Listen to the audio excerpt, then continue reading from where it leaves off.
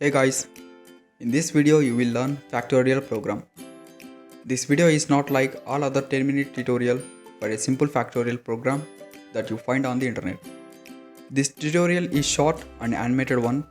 Once you watch this video, you will never forget the logic behind it again and no need to check any other tutorials in future. Coming to the topic, factorial of a number can be calculated as the product of an integer and all the positive integers below it. The factorial of number 7 can be calculated as, and factorial of 5 can be calculated as. Here we are multiplying the number with all positive integers below it. Now let's check the code of factorial program. Create two integer variables called fact and number. Initialize fact variable to a value of 1. Initialize number variable to the value that you want to find the factorial. Here I want to find factorial of 4, so I am taking number 4. Now write an for loop, where initialization is 1 since the lowest positive integer is 1. Condition should be I less than or equal to number variable, since we are multiplying that number to all the positive integers below it. In the counter we have to increment its value by 1. In the for loop, write this statement. This finds the factorial of the number.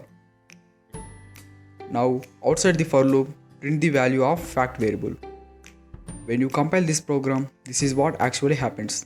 Two variables named fact number are created and initializes to the values of 1 and 4.